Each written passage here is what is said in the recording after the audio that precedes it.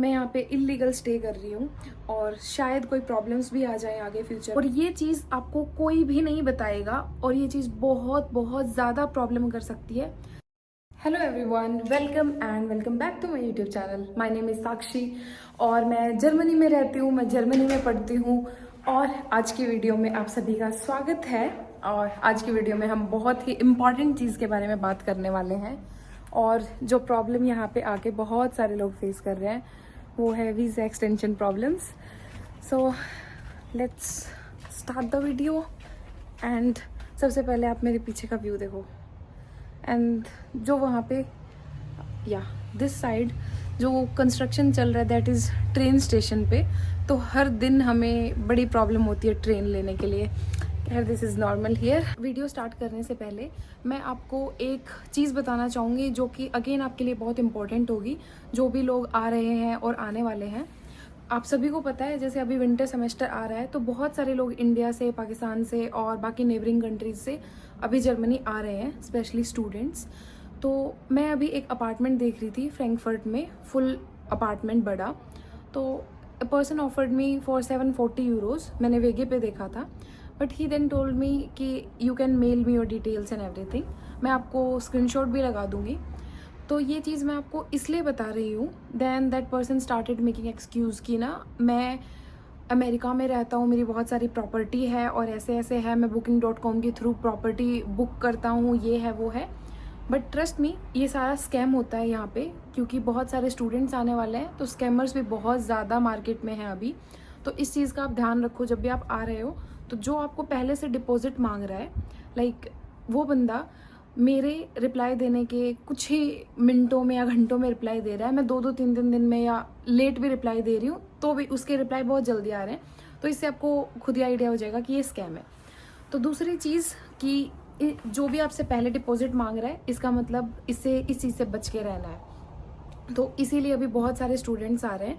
तो मैं यहाँ पे आपको रिकमेंड करना चाहूँगी, अगर आपको वेगे से, फेसबुक ग्रुप से, व्हाट्सएप ग्रुप से, कहीं से भी कोई भी अकोमोडेशन नहीं मिला है और अभी आप आने वाले हो, तो you can contact the team of Amber. And Amber is one of the largest platform जहाँ पे स्टूडेंट्स को घर प्रोवाइड किए जाते हैं, स्पेशली वॉकिंग डिस्टेंस पे, यूनिवर्सिटी के आसपास ही। I know it's a bit costly, मैंने भी इनके प्राइसेस देखे हैं, बट इट्स बेटर स्कैम में फंसने से अच्छा है कि आप एटलीस्ट एक बार महंगा लो, आप उसको सबलेट कर सकते हो। क्योंकि जैसी ज़रूरत आपको है एक महीने के लिए या स्टार्टिंग में आने के लिए एनमिल्डुंग लेने के लिए, वैसी ज़रूरत यहाँ पे हर महीने किसी न किसी को होती है। तो वो इजीली सबलेट हो जाएगा, इस चीज़ का टेंशन नहीं होता यहाँ पे, क्योंकि यूजुअली घर मिलना थोड़ा मुश्किल है, सबलेट हो जाता है। So the link is in description. अगर आप को प्रॉब्लम्स आ रही हैं अकोमोडेशन को लेके, सो you can contact the team and I hope you get the accommodation. So guys, आज की वीडियो में हम एक बहुत ही इंपॉर्टेंट टॉपिक पे बात करने वाले हैं, और जो कि थोड़ी स्ट्रेसफुल भी है। यहाँ पे जो भी स्टूडेंट्स आ गए हैं और जो लोग आने वाले हैं, तो आप सभी को पता होगा जब हम इंडिया से आते हैं, हम पाकिस्तान, इंडिया, अफगानिस्तान, श्रीलंका, किसी भी देश से आ रहे हैं, हमें स्टडी बेसिस पे कुछ टाइम का वीज़ा मिलता है और उसके बाद में हमें यहाँ पे आके उसको एक्सटेंड करवाना पड़ता है। तो वहाँ से वीज़ा मिल गया, बट एक्सटेंशन के लिए बहुत प्रॉब्लम्स आ रही हैं। तो आज की वीडियो में मैं आपको बताऊंगी कि प्रॉब्लम्स क्या हैं और उनके सॉल्यूशंस क्या हैं वीज़ा एक्सटेंशन को लेके। तो लेट्स स्टार्ट द वीडियो। सबसे पहली प्रॉब्लम, जब हम इंडिया से आ रहे हैं, हमें वीज़ा मिल रहा है, बट हमें यहाँ पे आके जब हम अप्लाई कर रहे हैं तो हमें अपॉइंटमेंट नहीं मिल रहा है। और ये प्रॉब्लम, ये छोटी प्रॉब्लम नहीं है, ये बहुत स्ट्रेस देती है, क्योंकि जब आपको अपॉइंटमेंट नहीं मिला एक्सटेंशन के लिए तो you will be considered as illegal. और मैं मैं खुद आज के दिन इलीगल हूँ जर्मनी में। मेरा पास कोई वीज़ा नहीं है, कोई फिक्शन नहीं है, और फिक्शन भी मैं आपको बताती हूँ क्या होता है। सो मतलब अभी के लिए I am smiling, but to be honest this is a second time in 1 year, less than 1 year, कि I am again illegal in Germany. So मैं यहाँ पे इलीगल स्टे कर रही हूँ और शायद कोई प्रॉब्लम्स भी आ जाए आगे फ्यूचर में, बट मुझे इस चीज़ का टेंशन नहीं है, क्योंकि अभी मैं आपको बताती हूँ क्यों नहीं है। बहुत सारे लोगों को मैंने देखा इस चीज़ का टेंशन लेते हुए। तो मैं जब इंडिया से आई थी तब मुझे कम से कम 4 महीने पहले मेरे हाथ में वीज़ा था और जून में मेरे पास मेरा वीज़ा मिल गया था, जून 2024 में, और मेरा कोर्स अक्टूबर में स्टार्ट हो रहा था और मेरा वीज़ा स्टार्ट हो रहा था सितंबर 2024 से लेके, और मैं सितंबर के मिड में आई थी, एंडिंग में आई थी बेसिकली। तो यहाँ पे आने के बाद में मुझे इंडिया से सिर्फ 3 महीने का वीज़ा मिला था, सिर्फ 3 महीने का। बहुत सारे लोगों को 1 या 2 साल का वीज़ा मिलता है। आई डोंट नो क्या रीज़न था, क्योंकि मे बी शायद मैंने बहुत पहले अप्लाई कर दिया था। मैं लास्ट मोमेंट डिले नहीं चाहती थी, मेरे पास टाइम था, सब कुछ कंप्लीट कर चुकी थी मैं, तो इसीलिए मैंने पहले अप्लाई कर दिया था। तो अब आप इस चीज़ को थोड़ा गौर से सुनना। हुआ क्या कि मेरा ब्लॉग अकाउंट बना था 1 मई 2024 को। मेरी वीज़ा की अपॉइंटमेंट थी 9 मई को। मुझे ऑलमोस्ट 35-36 डेज़ में मेरा वीज़ा रिसीव हो गया। 14 जून के अराउंड मेरे पास मेरा वीज़ा था और 14 अक्टूबर से मेरा क्लास स्टार्ट हो रहा था। मैं आई थी 21 सितंबर को। मैं यहाँ पे आई, मैंने कहीं पे भी अप्लाई नहीं किया, कहीं पे अपना मेल आईडी नहीं दिया। मुझे अपने आप से मेल आया कि मुझे एक्सटेंशन के लिए जाना है, और एज आई स्टडी इन हॉक्सुलर फुल्डा, तो मैं उस टाइम फुल्डा में ही रहती थी। तो जब मैं गई वहाँ पे, तो आई थिंक जब हम एनमेल्डुंग करवाते हैं तो उनके पास हमारा सारा रिकॉर्ड चला जाता है, तो वहाँ से उन्होंने मुझे मेल किया। मैंने कहीं पे भी अप्लाई नहीं किया, कुछ नहीं किया। मुझे अपने आप से मेल आया, बाई पोस्ट भी आया कि आप अपने सारे डॉक्यूमेंट्स भेज दो वीज़ा एक्सटेंशन के लिए। तो मैंने अपने सारे डॉक्यूमेंट्स उनको मेल कर दिए। उन्होंने मुझे सिर्फ आई थिंक 7 महीने का वीज़ा दिया। मतलब मेरा पहला एक्सटेंशन 7 महीने का, और फर्स्ट एक्सटेंशन का चार्ज होता है 100 यूरोज़। तो मैंने 100 यूरोज़ पे कर दिया। मैंने उनको बोला कि आप मुझे 7 महीने का क्यों दे रहे हो, बहुत सारे लोगों को 1 साल का मिलता है, तो मुझे 7 महीने का क्यों। तो उन्होंने, हालांकि ये चीज़ कम्प्लीटली ऑसलैंडर बिहोर्डे पे और वीज़ा ऑफिसर पे डिपेंड करती है, हम उनको क्वेश्चन नहीं कर सकते हैं, बट स्टिल मैंने उनसे पूछा कि I just want to know कि आप मुझे बता दो कि क्यों आपने मुझे सिर्फ 7 महीने का वीज़ा दिया। तो उन्होंने बोला कि आपका जो ब्लॉक अकाउंट है हम उसको देख के एक्सटेंशन कर रहे हैं, और आपका ब्लॉक अकाउंट बना था 1 मई 2024 को इंडिया में। तो मैंने कहा हाँ जी बिल्कुल। तो उन्होंने कहा हम उसको देख के एक्सटेंड कर रहे हैं। तो मैंने कहा बट आप ये देखो ना कि मैं तो सितंबर में आई हूँ, अक्टूबर से मेरे फंड आने शुरू हो रहे हैं, तो नेक्स्ट अक्टूबर तक मेरे फंड आएंगे, तो मैं सेफ हूँ, मेरे पास ब्लॉक अकाउंट है। तो उन्होंने कहा नहीं, हम कन्फर्मेशन देखते हैं ब्लॉक अकाउंट की। उन्होंने वो कन्फर्मेशन देखी, 1 मई तक का मुझे वीज़ा दे दिया। तो यही रीज़न था कि क्यों मैं इंडिया सिर्फ 2 वीक के लिए गई थी। तो मैं 14 अप्रैल 2025 को इंडिया गई, 28 अप्रैल को मैं वापस आ गई, क्योंकि मेरा वीज़ा जो हाउस वाइज जो रेजिडेंस परमिट बोलते हैं वो मेरा ख़त्म हो रहा था 1 मई को। और ये चीज़ आपको कोई भी नहीं बताएगा, और ये चीज़ बहुत बहुत ज़्यादा प्रॉब्लम कर सकती है। अगर आपका वीज़ा ख़त्म होने वाला है और ख़त्म हो गया और आपने EU में वापस एंट्री नहीं ली है, तो ये बहुत बड़ी प्रॉब्लम बन जाएगी। तो मुझे ये चीज़ का पता था कि प्रॉब्लम बनेगी, नॉर्मल सी बात है, इसीलिए मैं 2 दिन पहले आ गई थी। This is my residence permit card. मैं कम्प्लीटली इसको ब्लर करके मैं आपको दिखा दूंगी किस तरीके का दिखता है, मैं डिटेल्स नहीं दिखा सकती हूँ, बट मेरा रेजिडेंस परमिट जो है, मैं उस पर, आप फोटो में भी देख सकते हो, ये 1 मई 2025 को एक्सपायर हो रहा है, क्योंकि मेरा वीज़ा ही इतना एक्सटेंड हुआ था। तो मैंने सिटी चेंज कर ली, मैं फ्रैंकफर्ट की साइड आ गई। तो मैंने अप्लाई किया नेक्स्ट अपॉइंटमेंट के लिए फेब 2025 में। तो मुझे ये था कि मुझे अपॉइंटमेंट मिल जाएगा, कि क्या पता खुद से भी भेज दें एज ऑफ लास्ट टाइम। और ये प्रोसेस गाइज कम्प्लीटली ब्लाइंड है, मैं यही कहूँगी। किसी को अप्लाई करने पर भी अपॉइंटमेंट नहीं मिल रहा है, और किसी को बिना मांगे भी मिल रहा है। तो जब मुझे नहीं चाहिए था, फुल्डा में मेरा नवंबर तक था, पर मुझे अक्टूबर में ही मेरा अपॉइंटमेंट मिल गया, अक्टूबर में मेरा हाउस वाइस भी आ गया। तो उसके बाद में जब मैंने अप्लाई किया फेब में, I was waiting for the visa. अब कोई मेरे पास कोई अपॉइंटमेंट का कोई मेल नहीं आया, कुछ नहीं आया। मैंने उनको कॉल किया, मैंने उनके पोर्टल के थ्रू भी अप्लाई किया और वैसे भी किया। तो फर्स्ट ऑफ ऑल आपको ये चीज़ ध्यान रखनी है कि आपको अपनी साइड से मेल ज़रूर करना है, क्योंकि जब प्रॉब्लम बनेगी तो ये होना चाहिए कि आपको पता था इस चीज़ का, आपको अप्लाई करना चाहिए था। तो उसके बाद में मैंने अप्लाई कर दिया, मेरे पास कोई प्रूफ है, कोई मेल नहीं आया, कुछ नहीं आया। मैंने वेट किया थोड़े दिन और मैं 8th ऑफ मई को मैं उनके पास गई। एज ऑफ मुझे 1 वीक हो गया था इलीगल स्टे करते हुए जर्मनी में। तो मैंने सोचा कि अब शायद मुझे स्पेशली उनके ऑफिस जाके बात करनी चाहिए कि क्यों मुझे अपॉइंटमेंट नहीं मिल रही है। तो मैं गई तो उन्होंने कहा कि अपॉइंटमेंट नहीं मिल सकती है। तो मैंने कहा आप मुझे फिक्शन दे दो। फिक्शन के लिए जब मैं गई तो उन्होंने मुझे कहा कि आपको फिक्शन नहीं मिल सकता है क्योंकि आपके पास अपॉइंटमेंट नहीं है। तो गाइज़ ये चीज़ ना हर ऑसलैंडर बिहोर्डे में डिफ़र करती है। उन्होंने काफ़ी लोग बिना, जब आपका वीज़ा ख़त्म होने को होता है वो ऑटोमेटिक आपको आप बाय पोस्ट फिक्शन भेज देते हैं, पर मुझे फिक्शन भी नहीं आया।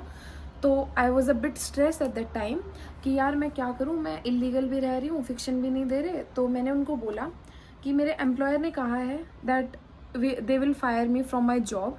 तो अगर मेरे पास जॉब नहीं होगी, मेरे पास फंड्स नहीं होंगे, मैं कैसे सर्वाइव करूँगी यहाँ पे। मेरा ब्लॉक अकाउंट ख़त्म होने को आया है, तो just help me, I don't know, आप मुझे हेल्प करो, मुझे फिक्शन चाहिए तो चाहिए।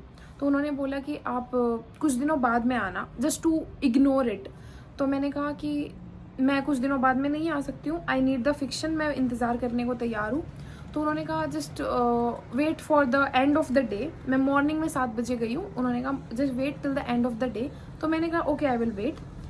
तो उस दिन उन्होंने मुझे फिक्शन दिया है, दिस इज़ फिक्शन। तो ये एक टेम्परेरी वीज़ा होता है कुछ टाइम के लिए, ये नॉर्मल वीज़ा की तरह ही काम करता है। इसके ये होने से हम बॉर्डर क्रॉस कर सकते हैं। अगर आपका वीज़ा ख़त्म हो गया है तो आप बॉर्डर क्रॉस नहीं कर सकते। मैं आपको इसकी फ़ोटो भी लगा दूँगी साइड में।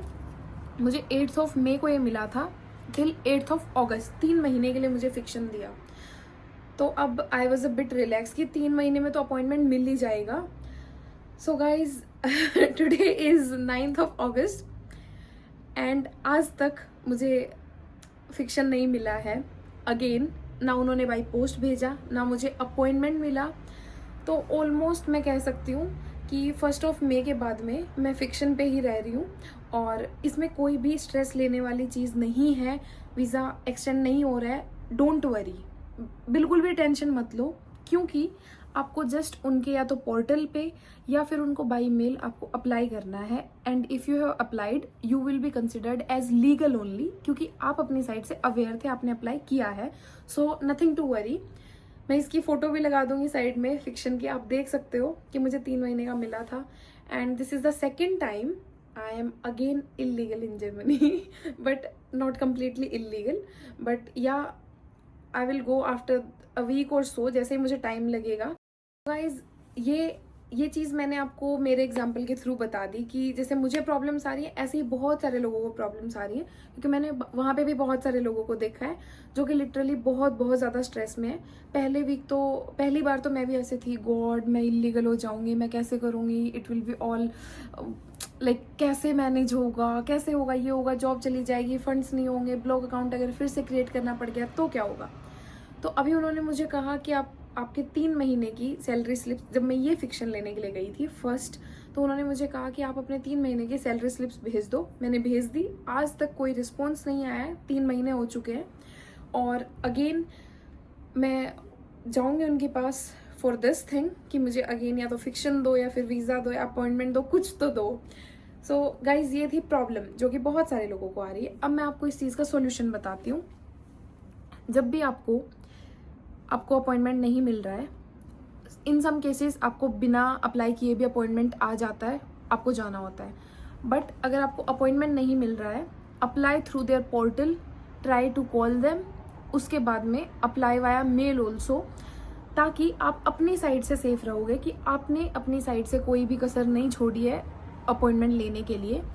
उसके बाद में सेकेंड थिंग, काफ़ी लोगों को ये प्रॉब्लम आ रही है कि काफ़ी बार वो सैलरी स्लिप से मान जा रहे हैं, बट कभी कभी बोल रहे हैं हमें 2nd ईयर का ब्लॉक अकाउंट चाहिए। तो गाइज ये to be honest this is a very very big problem.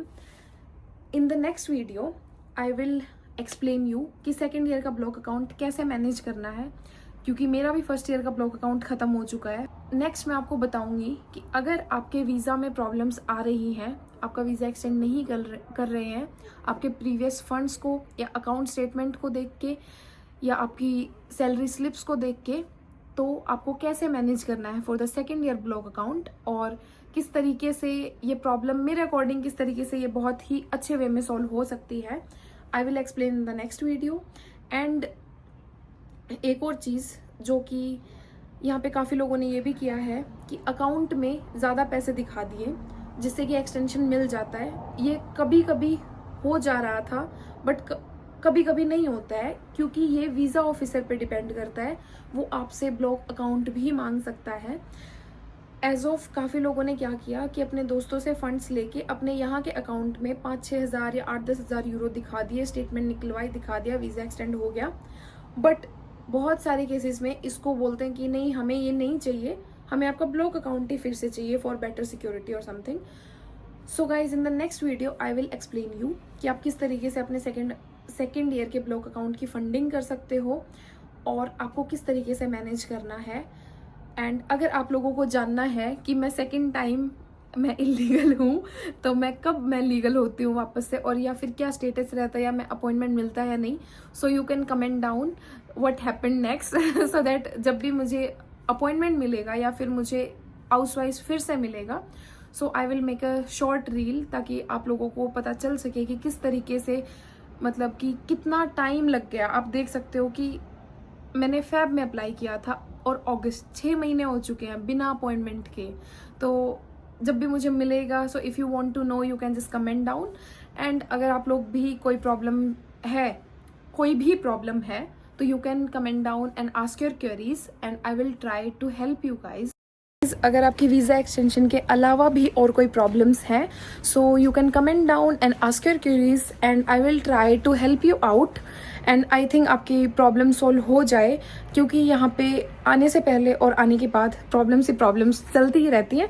So I wish कि आपकी प्रॉब्लम सॉल्व हो जाए। And guys, do like and subscribe the channel and thank you so much for watching.